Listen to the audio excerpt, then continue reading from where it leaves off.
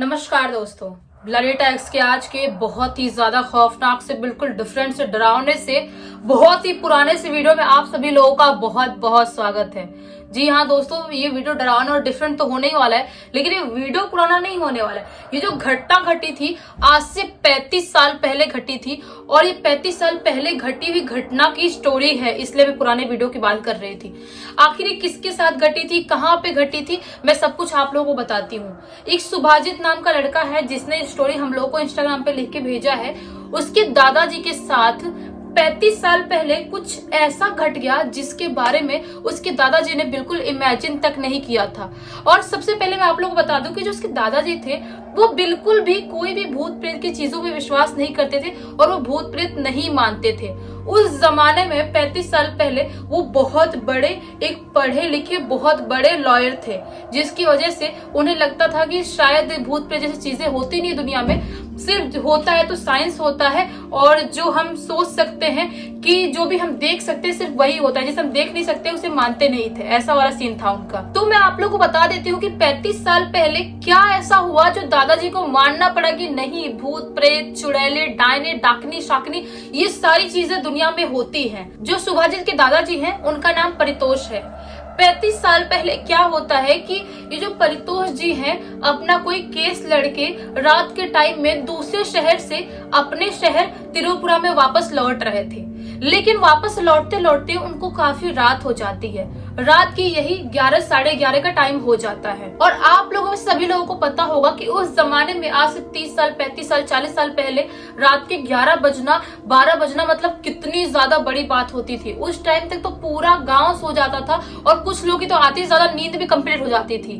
लेकिन जो परितोष जी थे वो अपना काम खत्म करके लौट रहे थे अपने घर, और जैसा कि मैंने आप लोगों को स्टार्टिंग बताया वो बिल्कुल भी किसी चीज से डरते नहीं थे, एकदम दबंग टाइप के स्ट्रॉन्ग आदमी थे बिल्कुल। तो वो अपने जो भी शहर में तिरुपुरा वहां पे आ रहे थे और आते आते उनको यही 11:30 12 बज जाते हैं घर पे। उनके घर के पास क्या था कि एक कुआं था जो कि कोई भी मतलब उनके घर के आसपास के लोग या गांव के लोग वो कुआं पे नहाया करते थे और वहां से पानी वानी भरा करते थे। तो ये आ रहे होते हैं तो इनको ऐसा लगता है कि यार बहुत थक गया हूँ, गर्मी का टाइम है, बहुत गर्मी भी हो रहा है, पसीना भी हो रहा है, तो क्या करूं, एक कुएं में नहा लेता हूँ और नहाने के बाद फिर घर आराम से निकल जाऊंगा और घर जाने के बाद मस्त सो जाऊंगा, किसी को डिस्टर्ब करने की जरूरत भी नहीं है।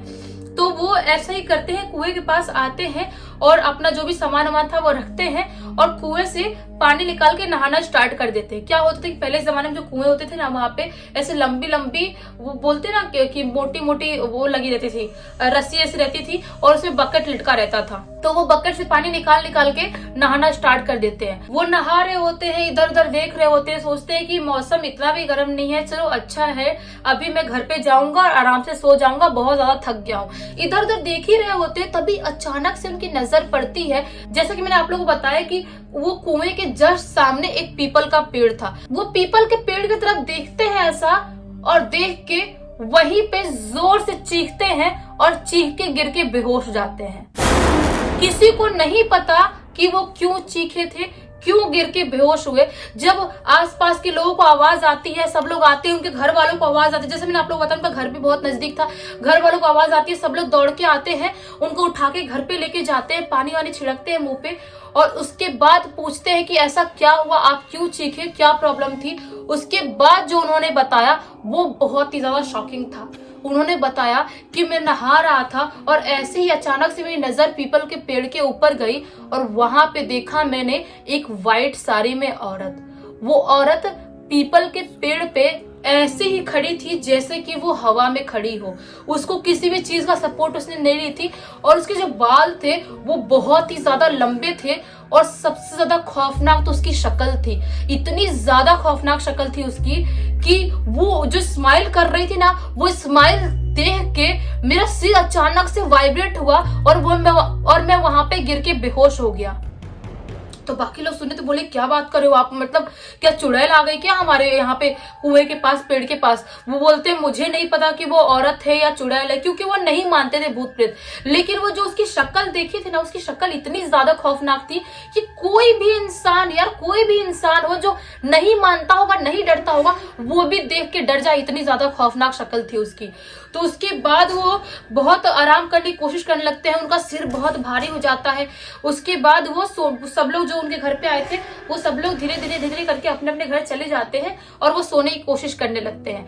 लेकिन वो बहुत सोने की कोशिश करते हैं, उनको नींद नहीं आती है और धीरे धीरे करते करते कैसे कैसे करके उनको नींद आ ही जाती है। जब नींद आती है तो अचानक से उन्हें एक सपना आता है। जिस सपने में दिखाई देती है उन्हें वही औरत, एकदम खौफनाक सी, गंदी सी, वाहियात सी शक्ल लिए वही औरत जो उनके दरवाजा ऐसे नॉक की है घर का, और वो दरवाजा उन्होंने खोला है और दरवाजा खोलने के बाद उनके मुंह के यहाँ सामने खड़ी है और जोर से चीखी है। इतने जोर से चीखी है वो कि वो सपने से भी वैसे ही चीख के उठते हैं।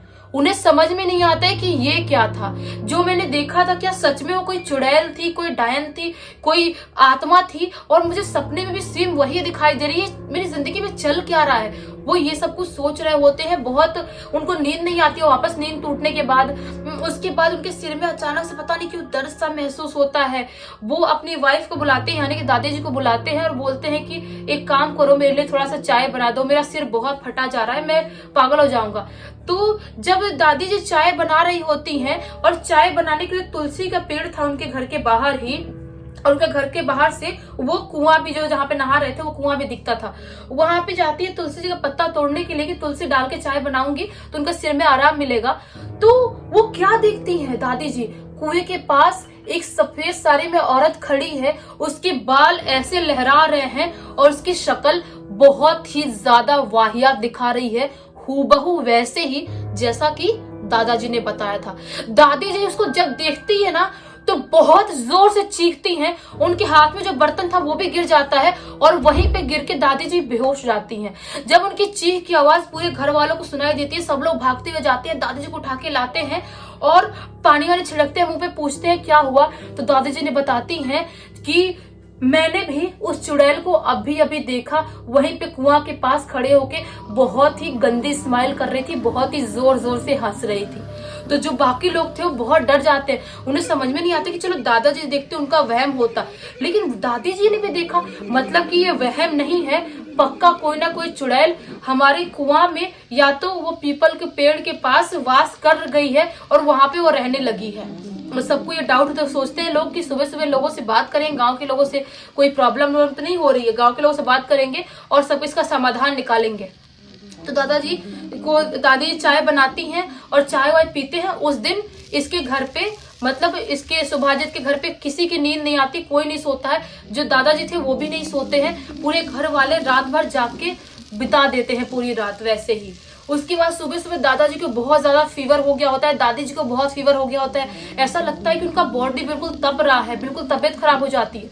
लेकिन सबको क्लियर पता था कि जो भी चीजें हुई है वो चुड़ैल की वजह से हुई है, इसीलिए वो लोग पास के ही जो पंडित जी थे उनको बुलाते हैं और उनको दिखाते हैं और सारी चीजें बताते हैं। तो पंडित जी बताते हैं कि जो चुड़ैल है ये इस गांव की नहीं है, ये दूसरे गांव से इस गांव में एंटर की है और एंटर करते से ही परितोष जी ने इसको देख लिया है और देखने के बाद उसको मतलब शायद टोका भी है। तो परितोष जी दादाजी थे, बोलते हैं हाँ मैंने टोका था। कौन है तू? ऐसे मैंने टोका था और जब वो स्माइल करती है उसकी वजह से मेरी चीख निकलते और मैं बेहोश हुआ था। तो बोलते हैं कि तो टोक दिए हो और वो इसी पीपल के पेड़ पे रह रही है और वो अब यहीं पे रहेगी और बाकी गांव वाले लोगों को हॉन्ट करती रहेगी। तो बाकी लोग बोलते हैं, गांव वाले लोग सब इकट्ठे हो जाते हैं, बोलते हैं कि क्या कुछ समाधान है, क्या करें इसका हम लोग, मतलब कैसे चुड़ैल को भगाएं। तो पंडित जी बोलते हैं कि बहुत बड़ा पूजा करवाना पड़ेगा और जो ये पीपल का पेड़ है इसको कटवाना पड़ेगा, क्योंकि जब तक इस पीपल के पेड़ को नहीं कटवाएंगे वो चुड़ैल यहाँ से नहीं जाएगी, उसको बंधवाना पड़ेगा उस चुड़ैल को। तो वैसा ही होता है। उनके जो त्रिपुरा में जिस जगह पे वो लोग रह रहे थे वहां पे पूजा पाठ कराया जाता है और उसके बाद चुड़ैल को पंडित जी बांधते हैं और बांध के वहीं पे जहाँ पे पेड़ कटवाए थे वहीं पे मिट्टी में एक मटका में गाड़ देते हैं कि उसे कोई भी नहीं खोलेगा, ना ही खोद के निकालेगा। जो पीपल का पेड़ है वहां पर भी कुछ धागा हुआ बांध देते काटने के बाद और बोलते हैं कि यहाँ पे कोई भी एंटर नहीं करेगा आज के बाद और ना ही कोई खोद के उस मटके को बाहर निकालेगा, कुछ भी हो जाए। और उसके बाद जाके उनके गांव में धीरे धीरे सब कुछ शांति हो गई थी।